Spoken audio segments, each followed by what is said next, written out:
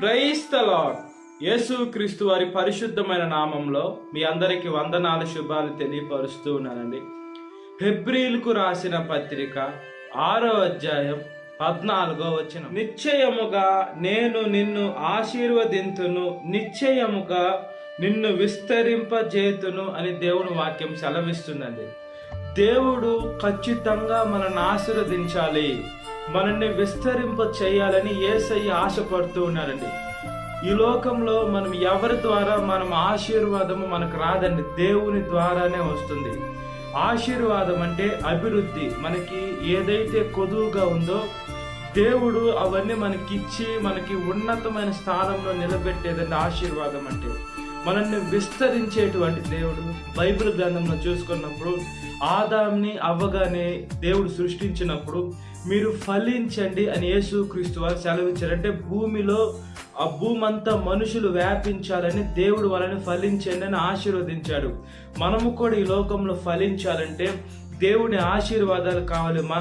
మన బలంతో మనం ఫలించలేం, లేదా మనకు ఉండేటువంటి శక్తితో అధికారంతో మనం ఫలించలేం. కానీ యేసుక్రీస్తు వారి కృప ద్వారా ఆయన ఆశీర్వదిస్తేనే మనం ఫలించగలుగుతాం. దేవుడు ఖచ్చితంగా, నిశ్చయం కంటే దేవుడు ఖచ్చితంగా చెప్తున్నాడు. దేవుడు ఖచ్చితంగా ఎప్పుడు చేస్తాడంటే మన జీవితాన్ని దేవునికి సమర్పించుకుంటేనే చేస్తాడు. మన జీవితాన్ని ఈ లోకంలో సాతాను చేతుల్లో పెడితే దేవుడు చేయడండి. ఈ లోకంలో రెండే ఉంటాయి, ఒకటి సాతాన్ అన్నా ఉండాలా, లేదా దేవుడైనా ఉండాలా.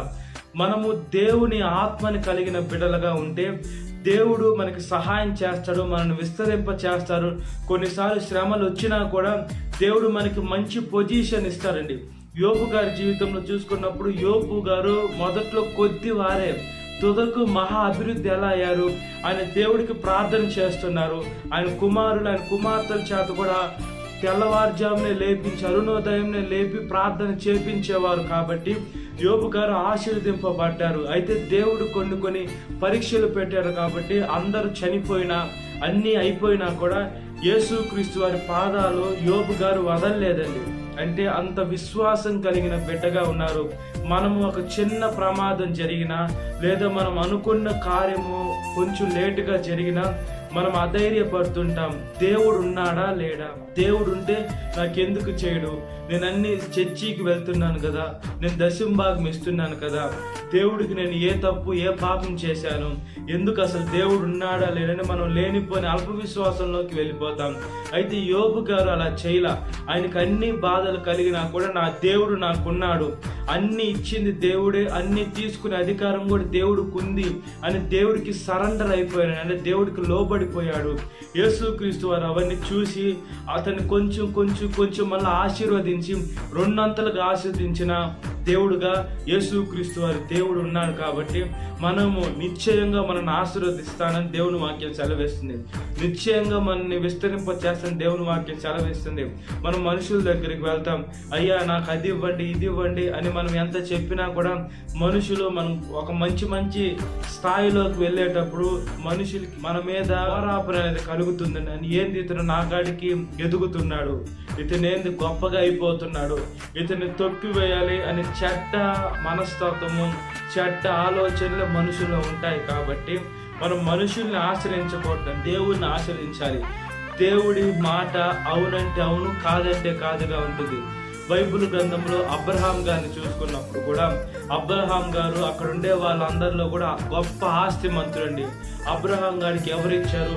యేసుక్రీస్తు వారి కృప ద్వారా తండ్రి అయిన దేవుడు ఆయన ఆశీర్వదించారు. కాబట్టి విశ్వాసానికి తండ్రి అయిపోయారు అబ్రహాం గారు. తన కుమారుణ్ణి బలిచ్చేదానికి కూడా వెనకాల ఎంత విశ్వాసం. మనమైతే మన బిడ్డల్ని బలి తీసుకొని వెళ్తామా? అసలు ఆలోచన వస్తుందా? చెప్తే మనం ఏమంటాం? మోకాలేసి అయ్యా మీరే ఇచ్చారు కదయ్యా, జ్ఞాపకం చేసుకోండి అయ్యా, ఏసయ్యా వద్దయ్యని మనం దేవుడు పాదాల మీద పడి అడుగుతాం. అబ్రహాం గారు అలా అడగలేదండి. అతనికి ఏసయ్య ఎప్పుడైతే అతనికి చెప్పారో నాకు ఇస్సాకు బలి కావాలని, ఆయన తీసుకొని వెళ్ళిపోయారు బలి ఇచ్చేదానికంటే. విశ్వాసం ఎంత పరిమాణం ఎక్కువగా ఉంది. మన విశ్వాసం ఎలా ఉంది? మనం చిన్నదానికి ఉలిక్కి పడేటువంటి బిడలుగా ఉన్నామా, లేదా విశ్వాసానికి మాదిరికరంగా ఉన్నామా అని దేవుడి వాక్యము సెలవిస్తుంది. మనల్ని మనం పరీక్షించుకోవాలి, మన విశ్వాస పరిమాణం పెంచుకుంటూ ఉండాలి. బైబిల్ గ్రంథంలో యేసుక్రీస్తు వారి గారి కాలంలో చూసుకున్నప్పుడు, అమ్మా నీ విశ్వాసం నిన్ను స్వస్థపరిచింది, నీ విశ్వాసము నిన్ను బాగు చేసిందని యేసుక్రీస్తు వారి మాట అనేక దగ్గరలో వారారండి. అంటే మనం నమ్మకం ఉంచాలి, దేవుడు నాకు స్వస్థపరుస్తారు అనే నమ్మకం ఎప్పుడైతే ఉంటుందో ఆ నమ్మకము జరుగుతుంది. మనం నమ్మకం లేకుండా ఎప్పుడైతే మనం అల్ప విశ్వాసంలో ఉంటామో ఖచ్చితంగా జరగదండి. పేతురు కూడా యేసుక్రీస్తు వారి నీటిలో నడిచినప్పుడు ఆ దోణి ఎక్కి యేసుక్రీస్తు వారిని చూసి నా దేవుడు నాకు నడిపిస్తారని 2 అడుగులు ముందుకు వేశాడు. యేసయ్యనే చూస్తూ నడుస్తూ ఉంటే ఆయన ఖచ్చితంగా యేసయ్య దగ్గరికి వెళ్ళిపోయి ఉండేవాడు. ఎప్పుడైతే వెనక్కంటే లోకం వైపు చూశాడో, వాళ్ళ స్నేహితుల వైపు, ఆ దోణి వైపు చూశాడో, అప్పుడు మునగసాగినప్పుడు యేసయ్య వెంటనే చేయి చాపి అల్ప విశ్వాసి అని అన్నారు. మనం అల్ప విశ్వాసంలోకి వెళ్లకుండా దేవుడు ఆశీర్వాదం మనం పొందుకోవాలని, అంతానుసారంగా మనం విస్తరించాలని దేవుడు కృపే కాబట్టి ఆయనకు లోబడినట్లుగా ప్రార్థన. మహాపరిశుద్ధాత్మ దేవ, మా ప్రియ పరలోకమందున తండ్రి, మమ్మల్ని ఆశీర్వదిస్తున్న దేవ, మమ్మల్ని విస్తరింప చేస్తున్న దేవ, మీకు స్తోత్రం అయ్యా. యేసయ్యా మీ వాక్యం అయ్యా యేసయ్య సుత్తి వంటిదయ్యా, మా హృదయాన్ని బద్దలు చేసే సుత్తి వంటిదయ్యా, మీకు స్తోత్రం అయ్యా. యేసయ్య హృదయాలు ఎలా అయిపోయాయి అంటే రాతి హృదయాలు అయిపోయాయ్యా. ఆ హృదయాలు మోడు పారిపోయాయి, గట్టిగా రాళ్ళ వల్ల అయిపోయాయి. యేసయ్య ఆ హృదయాన్ని అయ్యా మీ సుత్తి, వాక్యం అనే సుత్తితో యేసయ్య పగలగొట్టమని అడుగుచున్నానయ్యా. యేసయ్య ఈ లోకంలోనయ్యా ఇల్లుంటే ఆశీర్వాదం, బైక్ ఉంటే ఆశీర్వాదం, ఫోన్లుంటే, ఆస్తులుంటే, అంతస్తులుంటే ఈ ఆశీర్వాదాలు కోరుకుంటున్నారు. ఇవి మీరు ఇస్తారైతే వీటి మీద మా మనసు పెట్టుకోకూడదు. కానీ యేసయ్య మా దేవుడి కోసం మేము ఎంతమందిని ఆత్మని రక్షించాలి, ఎన్ని ఆత్మని రక్షించాలి, అలాంటి సువార్త చెప్పే కృప దేవుడు నాకు ఎప్పుడు ఇస్తారని యేసయ్య వీటి కోసం మేము ప్రయాసపడాలి. మేము ఎప్పుడు కూడా మా పని కోసము మేము బాధపడ్డము, ప్రయాసపడ్డము, టైం వేస్ట్ చేసుకోకుండా మేము మీ పని, ప్రాముఖ్యంగా మీ పని చేసేదానికి మంచి ఆలోచనని మాకు దయచేయండి, మంచి జీవితాన్ని దయచేయండి. మనసున్న మంచి దేవా మీకు స్తోత్రమయ్యా. మీ మనసుని మాకు ఇచ్చారు కాబట్టే మేము ఇంకా సజీవ లెక్కలో ఉన్నాం. ఈ లోకంలోనయ్యా మనుషులు ఇంకా పాపంలో ఉన్నారయ్యా, శరీరాశ నేత్రాశ జీవటంలో ఉన్నారయ్యా.